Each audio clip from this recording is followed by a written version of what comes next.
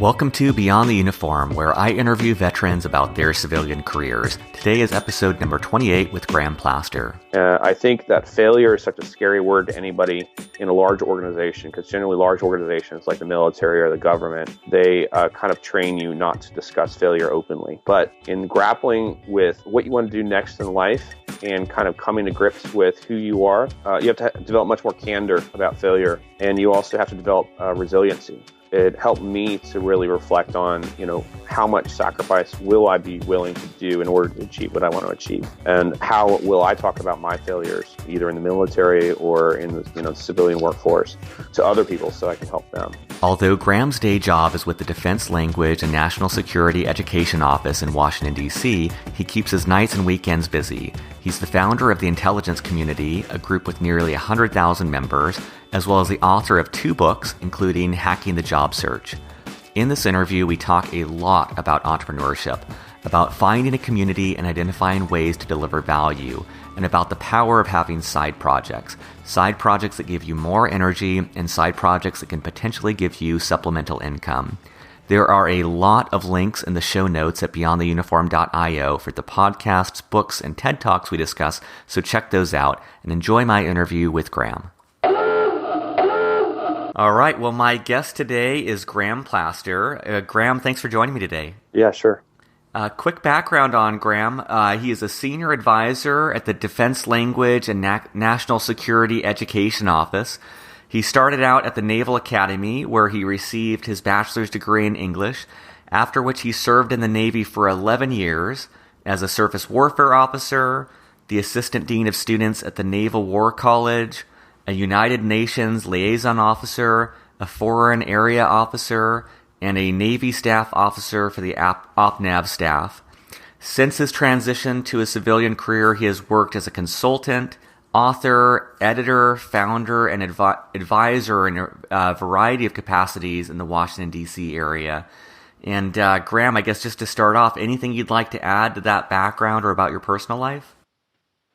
No, that's pretty good. I mean, basically I wear 3 hats right now. One is full-time as a policy advisor for Department of Defense, as a defense contractor, actually, for another company. And then I run my own business, which is called the Intelligence Community Incorporated. So I'm an entrepreneur.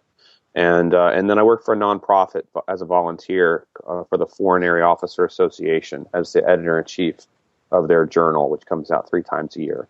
So those are kind of my 3 hats, and they keep me busy. And then at home, I'm also the father of 4 kids, and we live in an apartment down in Arlington. So it's a lot of life experience to talk about here, and I'm sure that if we can help veterans going through any of the things that I've been through, I'd be happy to do that. And I'm just taking a stab in the dark here that you do not like to stay idle between the family life and 3 different hats. I imagine you got a pretty full schedule usually. Yes, yeah, it's always a full schedule. That's true.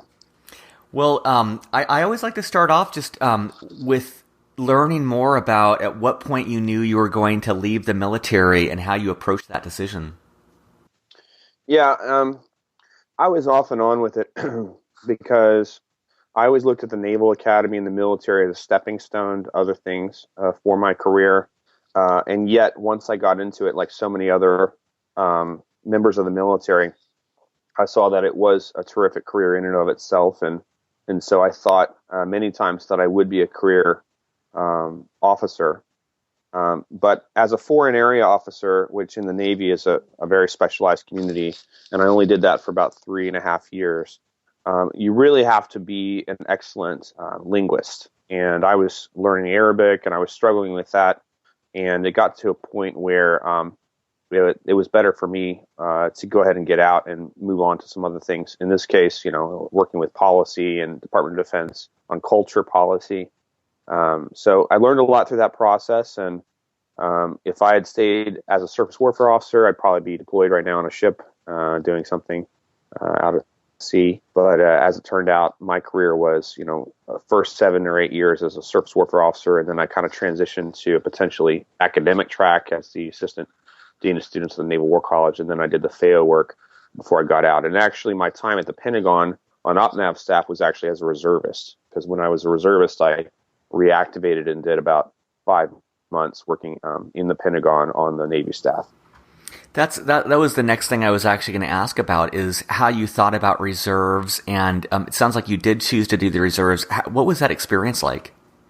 So the reserves is outstanding. I really, promote the drilling reserves to anybody who's considering it, because once you've left active duty and you're acclimated to the camaraderie and the mission focus of the military, it's hard to go cold turkey directly into the civilian workforce, where oftentimes the culture is different and the mission is different. And so staying in the drilling reserves is a nice middle ground where you still get to keep, put on your uniform once a month for the weekend. And it's and generally speaking, what I've encountered is that culturally it's a nice middle ground too, because a lot of the drilling reservists, they all have their full-time jobs, so they understand both worlds. Being in the military, so a lot of them were active duty previously. Some of them come directly into the reserves. And then there tends to be a great professional network there. So if you're looking for your next career, civilian career, drilling in the reserves is a great way to kind of work your network and look for opportunities. I never put that together. I mean, I've thought of the reserves as scratching that itch of having the camaraderie that a lot of us enjoyed in the military, but I don't think I ever connected the dots on the professional aspect, where everyone you're drilling with also has another job, like you said, and so it seems like it could be a really powerful way to meet other people with a similar background who are doing different jobs, and that could lead to a lot of other opportunities. So that's interesting. Yeah, I would say more so than being active duty, because active duty, everyone you talk to is active duty, and a lot of them, even if they're senior, don't have a strong grasp of what it takes to develop a civilian career. So once you transition to the drilling reserves, you've placed yourself in a pool of people that understand both of your worlds, the military and the civilian career track. So as far as the mentorship aspects of the drilling reserves, it's very, very rich, and it's excellent. And I would recommend any veteran transitioning, and considering drilling reserves, to do that for a couple of years, and also at the same time do American Corporate Partners, ACP. That's an outstanding veteran mentorship program. It's totally free, and it links you up as a veteran with a senior civilian person at a company kind of your choosing, and gives you that ability to potentially get in the door. That's great. I'll add that to the show notes, a link to American Corporate Partners. But it's so they, when you interact with them, they just will facilitate that relationship of plugging you in with kind of a civilian mentor who can coach you through applying and just other questions about how to start a civilian career. Is that right? Right. American Corporate Partners is kind of a best kept secret, I think, for transitioning veterans, because they have been around, I think, for a couple decades, and they basically are run as a pro bono kind of a charitable program out of large Fortune 500 type companies. Okay, and so if you are an upwardly mobile executive at one of these companies, and you say, "What can I do to break out as a leader at Hewlett Packard or BlackRock or something like that?" And one of the programs available to you is mentor a veteran right out of the military and help them get a job. So then American Corporate Partners does that matchmaking for you. And the veteran who's getting out fills out a profile and says, I'd really like to go into venture capital, or I'd really like to go into sales. And then American Corporate Partners will link you up with a mentor that's successful in that career track, and then has an expectation that you're going to be talking to them regularly for a whole year. And, and that's completely free. Completely free. And they have an online portal, and they have events. Yeah, it's very powerful. Yeah, that does seem like something every veteran should know about. It can never hurt to have that sort of connection, and to fast track you to forging that bond would be a huge asset. Yeah, and I always tell veterans, don't give in to the temptation of going on job boards and just spending 80% of your time applying for jobs. Spend 80% of your time networking, and try to get that, pool from inside the company where you want to go, and get them already knowing you as a known quantity and pulling you in before you start filling out paperwork. That's great. That's great. And one other thing I wanted to ask about before we get into the job search is when you look back on your own transition to civilian life, what was one of the more surprising aspects about that transition, or something that you didn't really even know to anticipate? Well, I think that when you're in the military, you take for granted the fact that there's a career placement person or a detailer basically telling you that your options are, 1, 2, 3, 4, or 5. Where in the FAOs it was kind of like one. Here's your one option. Yeah. So when you make the transition, it's very difficult to get your mind around the fact that the whole world is your oyster and you can go in any direction. So it's the number of opportunities and options can be overwhelming to veterans, and then also it can be difficult to discipline yourself to stay focused, because if you've been a master of all trades, a jack of all trades, master of none, then if the job market is saying we really need a specialist on this one thing, and you're telling yourself, well, I don't want to lock myself in right now when I could go in so many different directions, it's hard to come up with a very focused resume and then jump right back into a focused track. Yeah, I agree. And it's something I wanted to dive into more. I mean, you've spent a lot of time looking at the job search process, and I'll include a link in the show notes, but including a book that you wrote called Hacking the Job Search that's available on Amazon. What advice would you give to veterans when approaching their job search? Well, there's a lot of things, but like I said earlier, I think that the book walks you through kind of 5 steps. It starts with some self-reflection. And, you can certainly go through all the career profile tests and things like that. But I think that with the transitioning veteran, it can be a scary transition. And so it's helpful to, especially during that maybe, a couple months of terminal leave, if you have it, to spend some time, by yourself or with counselors, just really grappling with what you want to do. And think about kind of your Maslow's hierarchy of needs, how much cash you need to live on for a while you figure yourself out.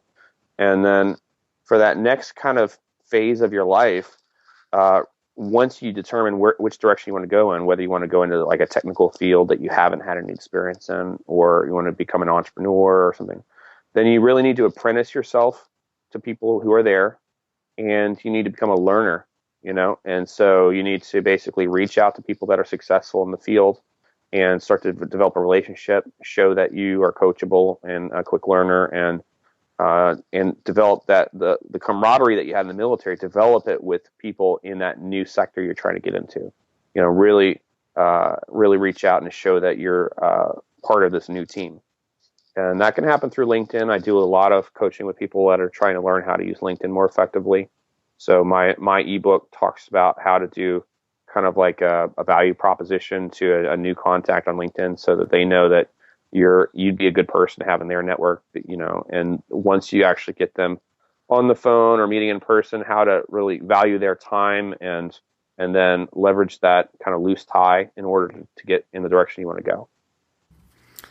That's great. And just diving in or digging in further on a couple of those points. So you talked about self-knowledge and self-reflection, and it seems to be something that comes up quite a bit in these interviews is people talking about the importance of really knowing what you want, what your strengths are, what your weaknesses are. And I'm wondering if there's any either tools or resources or approaches that you've used in your own life or seen other veterans use that allow them to deepen that knowledge or to really approach that in a more systematic way. Yeah. I mean, there's a lot, but a great one is podcasts. Your podcast, I'm sure, is excellent and helpful to a lot of people. But I spent a couple of years listening to another veteran podcast called Entrepreneur on Fire with John Lee Dumas. I listened to that one as well. It is exceptional. Yep. Yeah. So I've listened to probably over 1,000 hours of his podcast over the years while I was commuting to and from D.C. From Annapolis, and that was good therapy for me, because he was a veteran from our year group, an Army veteran, and he made the transition and is doing very well as an entrepreneur. and he interviews an entrepreneur every day. He records them all at once and then puts them out every day. One of the questions that in that interview, which is so powerful, especially for veterans, is describe one of your greatest failures and how you basically overcame it. I think that failure is such a scary word to anybody in a large organization, because generally large organizations like the military or the government, they kind of train you not to discuss failure openly.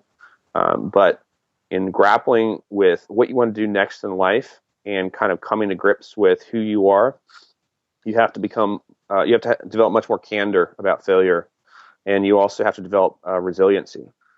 And so listening to, like I said, about 1,000 hours of that podcast and all the different people who have had massive failures and bounced back and become better because of them, it helped me to really reflect on, how much sacrifice will I be willing to do in order to achieve what I want to achieve?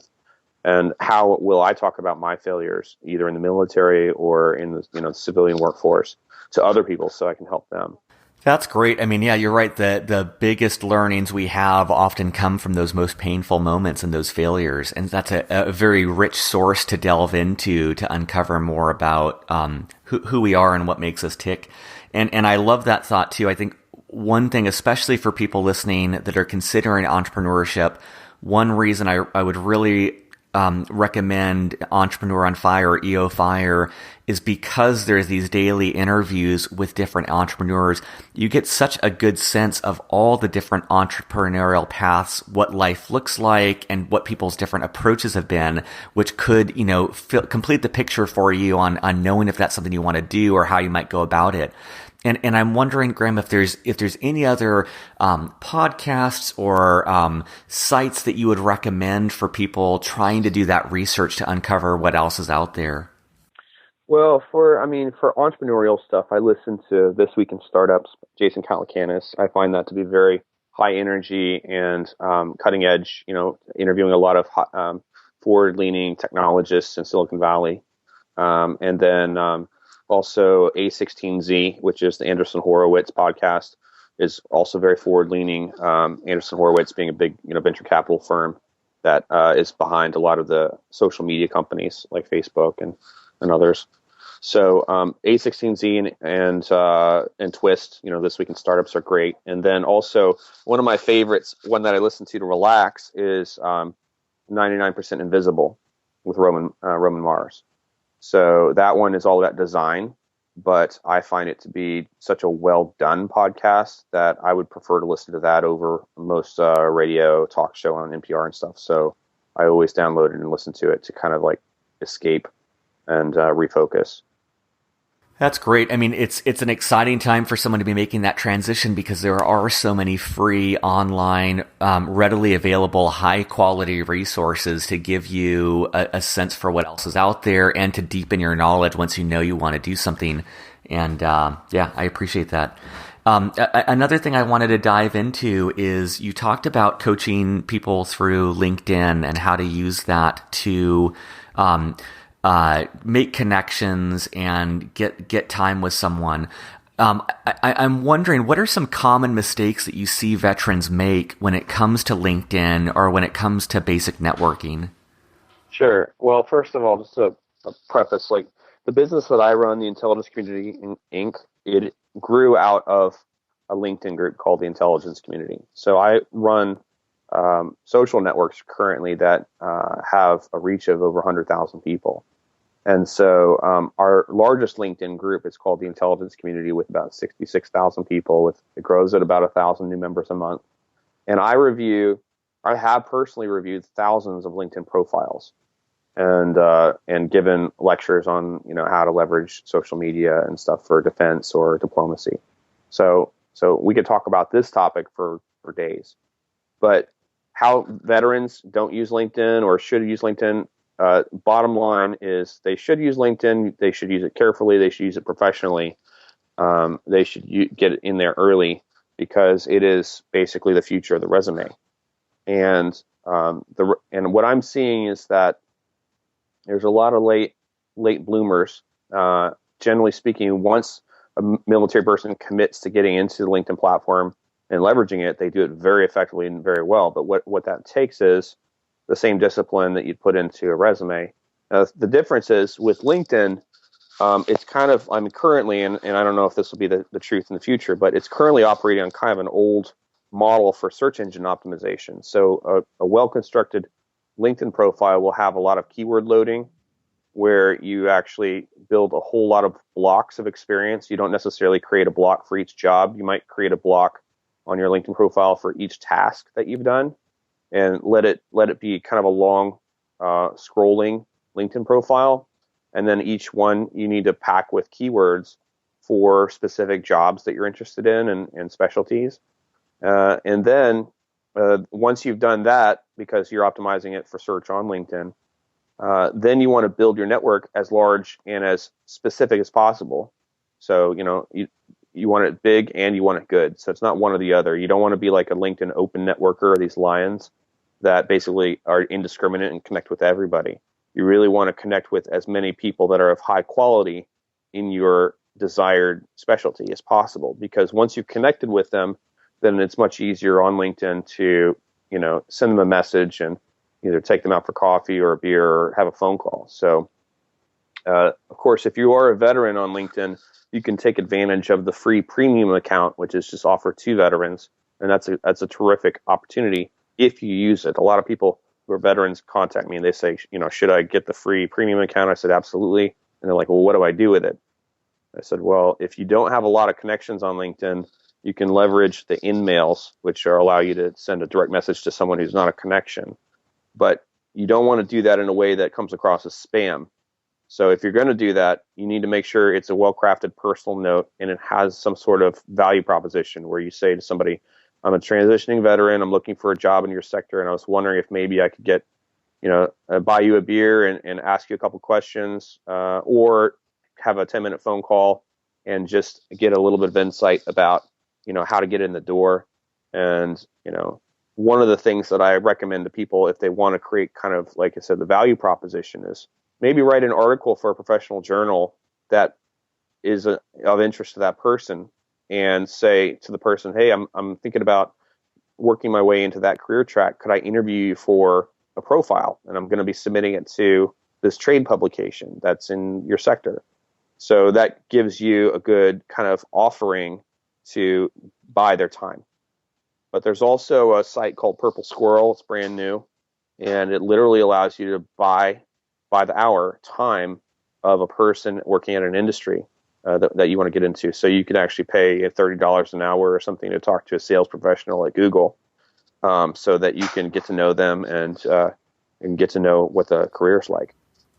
This is great. I mean, I love so much of what you're saying. I think one of the things that jumps out at me is going back to what you said at the very start, where a lot of veterans are jack of all trade, masters of none, and the advantage to starting to narrow in on a specific area of focus.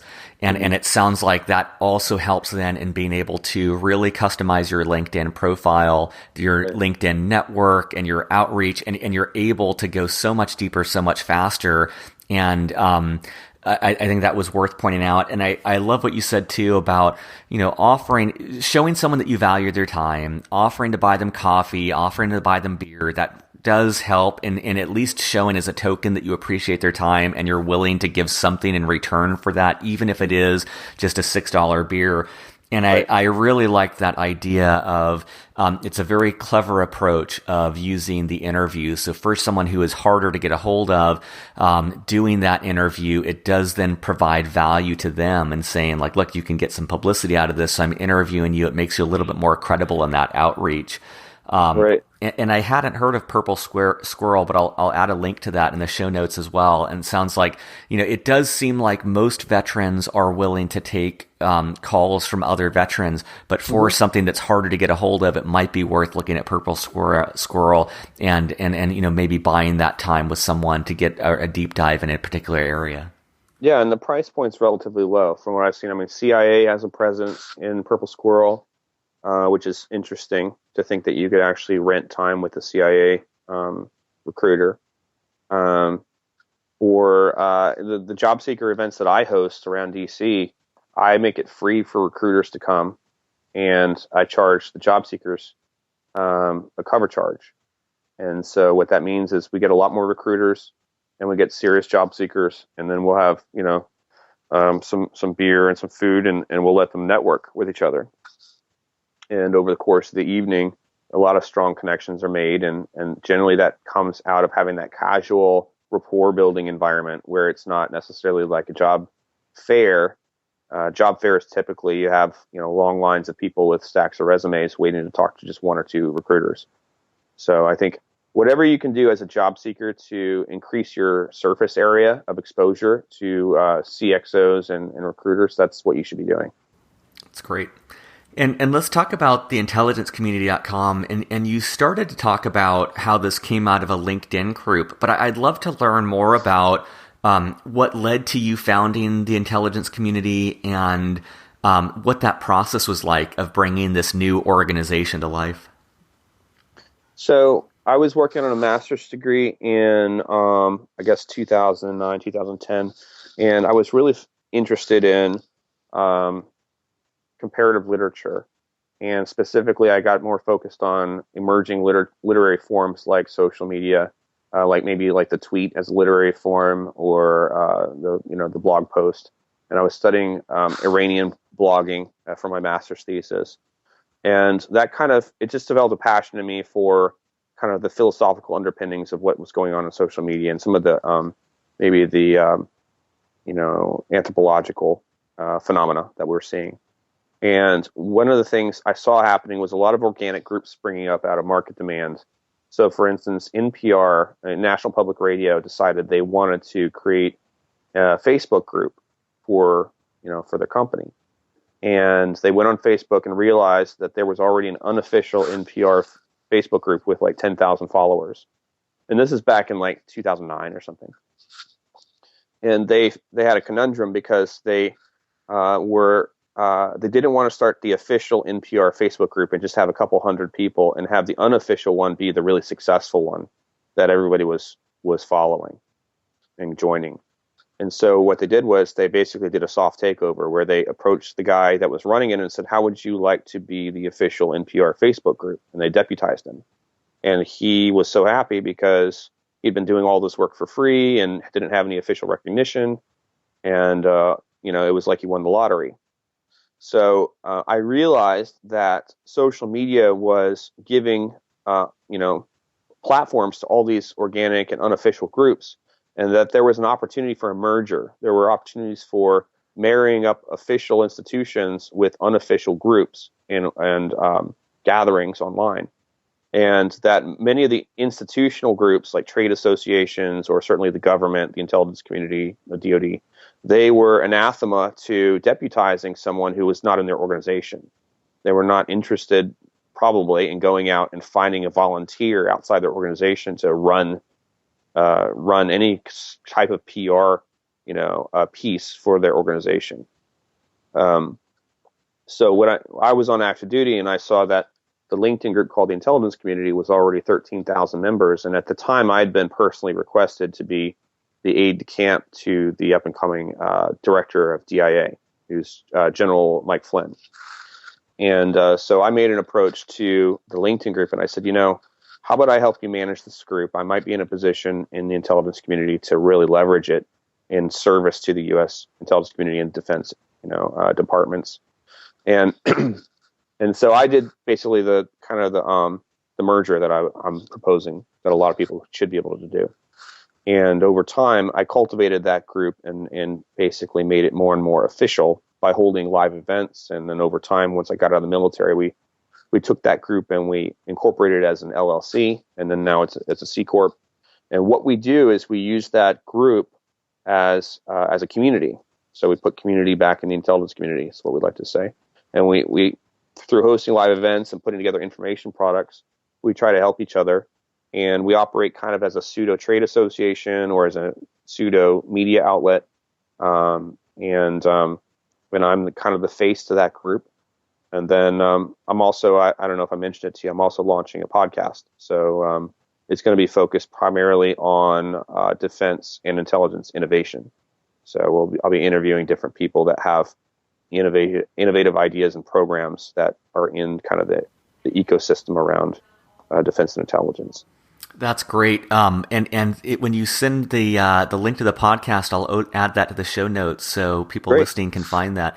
I'm one thing I'm very intrigued by this whole process is especially for those considering entrepreneurship. And this is again why I think EO Fire is such a great podcast.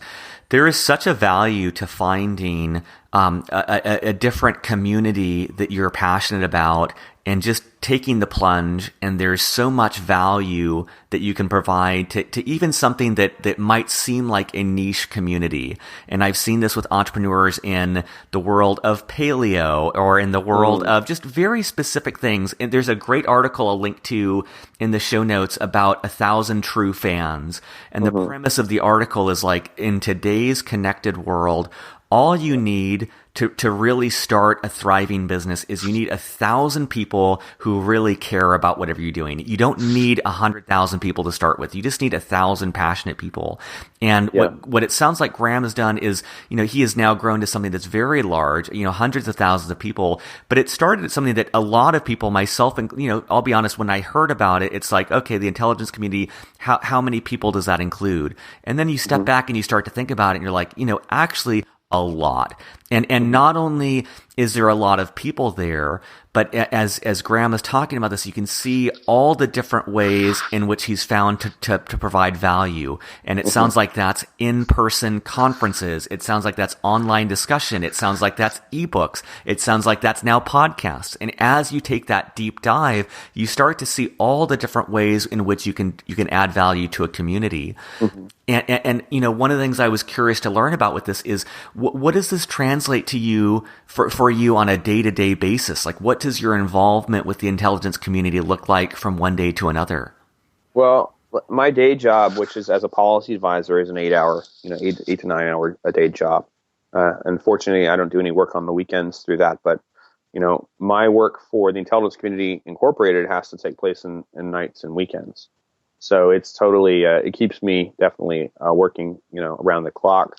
And, my long-term dream is that my own business would be self-sustaining, and it hasn't, it's taken me a few years to get kind of thing to the point where we're making money, and we are making money as a company, but we're not making enough money to employ me as full-time. So the day-to-day grind is very much, get up relatively early, go and do my work for the government, come home, do time with the kids, get back on the computer in the evenings, and do more work. So it's just I was kind of built for that because I was a surface warfare officer, in the Navy. So I feel comfortable working like that. But it does make for a good joke once in a while. People say, how are you doing all that? But I think that this is so representative where most companies are not started overnight. And most companies, in my opinion, are similar to what Graham is describing, where it is the passion of nights and weekends. And it often takes multiple years to get to the point where it is generating revenue to support you full time. And so I think for those listening that are interested in this is something you can do while on active duty. This is something you can do while working at another job. And another book I'll link to in the show notes is a book by Elizabeth Gilbert called Big Magic. It is such an incredible book, and she wrote this mainly for artists and creative types, but I think the parallels to entrepreneurship are so powerful. And one of the things she talks about in her book is not putting too much pressure on your inspiration. And she talks about authors who want to quit their full-time job to work on their book. And she always cautions that, this was the author who wrote Eat, Pray, Love, which was fantastically successful. Right. And she talks about even after that book, she was still working another job. She never wanted to ask too much of her inspiration to also support her financially. And so I think that Graham's a great example here of someone who is working, a couple irons in the fire and working away and over time building those things up, but not asking that, from day one, the intelligence community is enough to support him and his family full time. And I think that that's a common entrepreneurial story of being able to do a couple different things to pay the bills and working on something on the side to grow it to potentially support you. That's right. And there's a lot to admire in anybody who has hustle. It's something that, I want my kids to learn from seeing me. It's something that, I admire about my wife and how much she is doing to support me and how much work she does. So, nothing comes easy that's worthwhile. You have to work at it. You have to get it the hard way. But that's the whole value of the self-reflection piece at the beginning, when you say, this is what I really want, this is where I want to go. And then you count the costs and you go after it and you fail, and then you try again and you fail and you try again. That's what builds character, and that's what makes you the person that's worth looking up to in the end. And so entrepreneurship is a great adventure. In America, we have that freedom to pursue happiness in a way that is just really special and amazing. And I think that veterans make great entrepreneurs because we have that work ethic, and we are jacks of all trades, which is an important kind of agility to take into the entrepreneurial world. But one of the things we also have to work on is the ability to admit to failure and talk about failure and overcome failure. Because, when you're coming from a ship where it's like maybe you want to have this kind of zero defect mentality where everything's always ship shape and perfect and your uniform's squared away, it becomes difficult to talk openly about your struggles. Oh, I wholeheartedly agree. And what I really appreciate in the candor of what you're saying is, two things I believe as well, which is hard work makes up for a lot. I think that's one strength that most veterans have, is the ability to just break through walls, but realizing that everything worthwhile, at least in my experience, comes through a tremendous amount of effort and hard work and hustle and late nights and long weekends. And so recognizing that these things don't just happen, or that quote, the harder I work, the luckier I am. There's a tremendous amount of hard work to get to where you want to go. And then that second piece around failure as well. And I think this is true in every career, but especially entrepreneurship, that almost every great learning is born from horribly messy and often public failures that are painful and leave scars, but they teach you the skills you need to ultimately succeed, and to not shy away from those failures. I think that in the military, failure can be associated with tremendous loss of life, or of a ship, or something like that. And that is something to be aware of in that transition, of not letting that make you risk averse or failure averse, because it is so necessary in the civilian world for success. Yeah, there's a story, and I might not get it perfectly correct, so maybe a listener will be able to correct it, but I think it was Nimitz that, as a junior officer, actually ran a ship aground, and he was given a second chance and went on to become an incredibly successful leader. And then when I was at the Naval War College, I heard a story about a hospital corpsman, who got to take care of Nimitz in his old age, and was carrying Nimitz through like a VA hospital or something on a gurney, and actually dropped Nimitz on the ground. Like, he rolled off the gurney onto the ground. And that corpsman was basically demoted, from his job. And I thought it was a great irony that Nimitz himself had run a ship aground and been able to be forgiven, but a corpsman ran Nimitz aground and didn't get a second chance. Oh, man. One question I had on the intelligence community was, any other advice you have for a veteran who's thinking of starting their own organization or their own company? Well, I would say basically give yourself a free MBA by listening to 1,000 hours of Entrepreneur on Fire. Because you can do that while you're on terminal leave. You can, while you're working out in the morning, start listening to all of these interviews with entrepreneurs, and really get a wide sense of what the entrepreneurial profile looks like. Get a good sense of what that means when John Lee Dumas talks about the baby effect, which is when you have a kid or dependents that are depending on you, and you want to be an entrepreneur. It puts your back against the wall, and you're in a sink or swim situation. So that's something that a lot of entrepreneurs, a lot of veterans don't think about, because if they are transitioning at the 20-year point and they have their retirement to fall back on, then generally they have a cushion or as I advise a lot of them, if they don't have a cushion, like jump right into your 9/11 GI Bill so you can get your BAH kind of flowing and you have some cushion.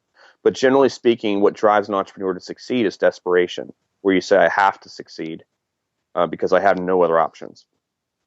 And if you have any kind of cushion or any kind of safety net, it can be one of the things that holds you back from going as hard as you need to go in order to succeed. That's great. And another thing I wanted to ask about, so you talked at the start about the 3 different hats that you wear, and in looking at your background and LinkedIn profile, you have 3 primary hats, but you've also had lots of other hats like author and contributing writer and just a really broad variety of activities. And I'm wondering, for someone, a veteran who wants to do the same, they want to be able to work on multiple things simultaneously, what advice do you have for them about how to make that work or how to juggle effectively across multiple things? Well, I mean, it really depends on your personality, because some people are, thrive on multitasking, like ADD type of people, like to have a lot of things going on all at once. And other people have to shut everything down and focus. And I tend to be a little bit more on the multitasking side, but it has been destructive over the years to want to do a lot of things all at once. I tend to get in a car nowadays, and my wife says, "Now, where are you trying to drive to?" And I'll say, "I have no clue." Or if somebody says, "What happened yesterday?" I'll say, "I have no recollection of what happened yesterday." And so, that also sounds like an intelligence trick. That seems like a tactic to avoid being interrogated, where you can't remember whatever you're going to do. Anyways. Yeah, maybe that's what it is. But I can tell you what it typically is when you have you're overloading with the RAM or something. You have too many operations running on your phone or your computer, and things start to slow down. And so in that environment, you have to ask yourself an honest question and say, are the activities I'm engaged in the right ones? Do I need to prune? Do I need to come back to just a few things that I'm really passionate about? And in some cases, you have to dig in and do all of them for a short amount of time because they are all important. And you have to do a little recovery afterwards, where you take a vacation or you get some counseling or whatever. And the other part of it is that, the activities you do, some of them give you energy and some of them take energy. So for me, I was an English major and I didn't get to do a lot of high quality writing, during my first couple of years as a JO. But once the book project came along, In the Shadow of Greatness, which people can see in my LinkedIn profile, and I know you know about it, that was an outlet for me that gave me energy and I enjoyed it. And it gave me energy to take back to my other day job and other side projects that were more taxing. So in some cases, work is life-giving. In some cases, it's a grind. And people have to have a self-awareness about which parts are helping them to thrive and which parts are just paying the bills. And it's okay to have both, I think. It's okay to have a job that is just the grind that pays the bills, and then doing some other things that pay less or don't pay at all that you really enjoy and give you a sense of purpose and a sense of joy. That's great. It makes me think of a while back, I talked to one of the members of our board of directors, and at the time I had only been working on Storybox exclusively for a very long time, and had broached the subject with him of starting to work on a couple of ideas on the side, and his response was very enthusiastic and echoed what Graham just said, of there are ways in which when you work on something else, it gives you more energy. You might think that working on 2 projects would have a net deficit on your energy, but in so many ways it can cause you to look at things from a different perspective, or you're learning in a way that you haven't done, or it's like flexing a muscle that is atrophied over time. And so in many ways, these side projects can become a source of energy and a source of inspiration that actually helps your main job or your main focus. And so I really enjoyed that about what you had said. Yeah, and I think what Google and some other companies have tried to do, this whole 20% time thing, and try to introduce systematically some sort of creative outlet time into the day. I think from my Naval Academy years, I remember discussing the concept of leisure.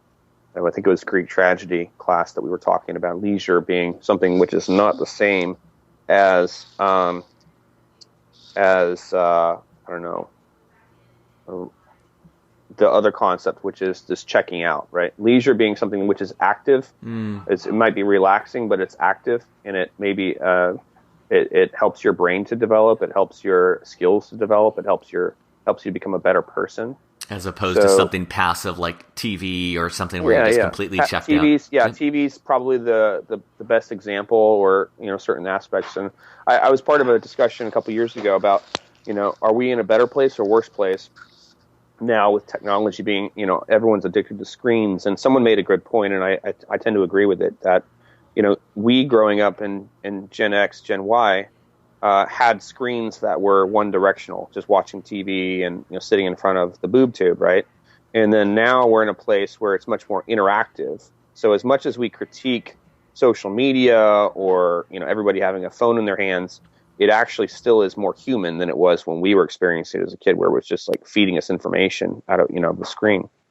And so there is a case to be made for both putting your devices down, turning the screens off, but also there is one for, if you're going to do it in a way that's connected, that's human, that's helping you to become a better human. And so back, full circle to what I was saying about leisure. Like when you're relaxing your brain, do it in a way that makes you a better human being.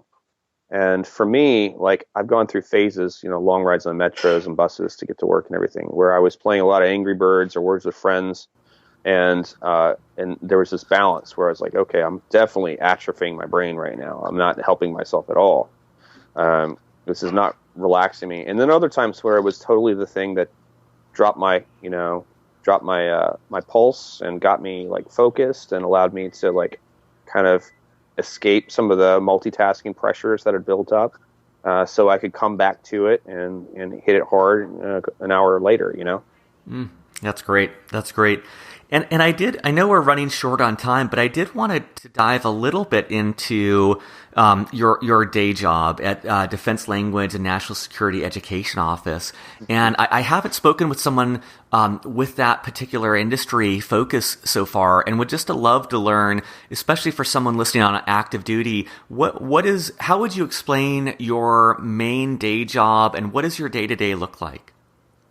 Well, the Defense Language National Security Education Office is a policy office underneath the Undersecretary of Defense for Readiness. So readiness is kind of a military term for getting ready to do anything, whether it's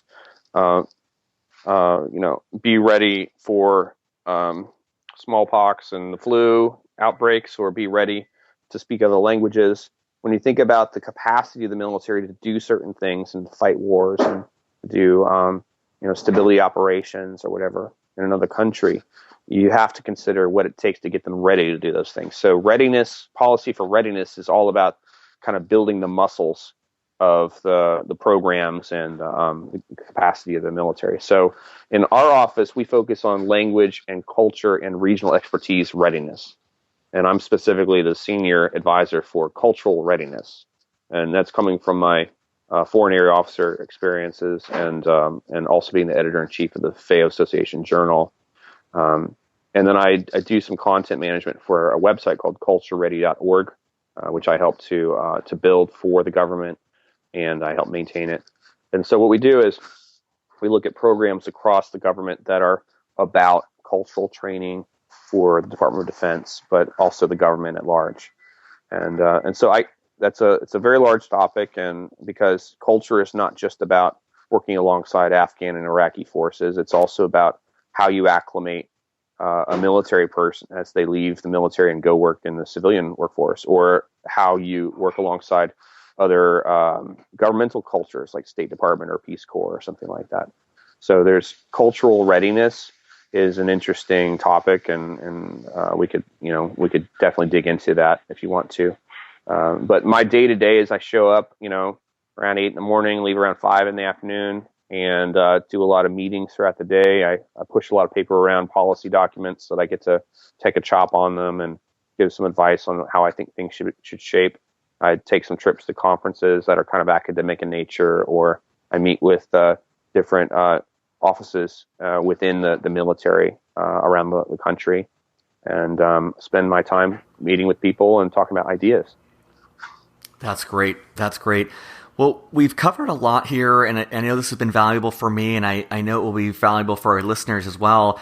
I guess in closing, I would just ask, is there any other advice you would want to give to veterans listening, or anything that you wish you had known at the time of separation, or any final words of wisdom that we didn't touch on already that you'd like to share? One thing that came to mind that I didn't mention before is, as a veteran is looking to figure out their specialty, one of the tricks that I mentioned in my book, Hacking the Job Search, which comes from a TED lecture, and I don't have the name of the TED lecture speaker offhand, but you can find it, is a lot of people specialize in one thing, and it's difficult to be the best at one thing. But if you can think of two things in your life that you're really good at, or passionate about, and find the intersection of those two things, at the intersection of those two things might be a very unique specialty for you to focus on. So you just think, kind of mathematically about, discovering your specialty. Just think about the two things that you're passionate about, intersect those two things, and at the intersection, you have something you can work with, to pitch yourself. And that can help some people with kind of writer's block on how to overcome that whole problem of being a jack of all trades, master of none. For to make it concrete for yourself, what are two of those areas that when you're doing that exercise, what would you say were those two areas that intersected for you? Generally I say social media and diplomacy, or social media and intelligence, are the two kind of general areas. It would be very hard for me to be the best person in the world at social media, or the best person in the world at, diplomacy or intelligence. But crossing those two streams gives me something unique to talk about, and specializing. So it's just kind of a trick to help people kind of get in the right mindset to work on their resume or their LinkedIn profile and get more specialized. Awesome. Well, this is great. I'll include the links to all the things we talked about, including your books, In the Shadow of Greatness, as well as Hacking the Job Search. I'll also track down that TED Talk on Hacking the Job Search and put a link there as well. But Graham, thanks for your time, and always good to reconnect. You too, Justin. Surface.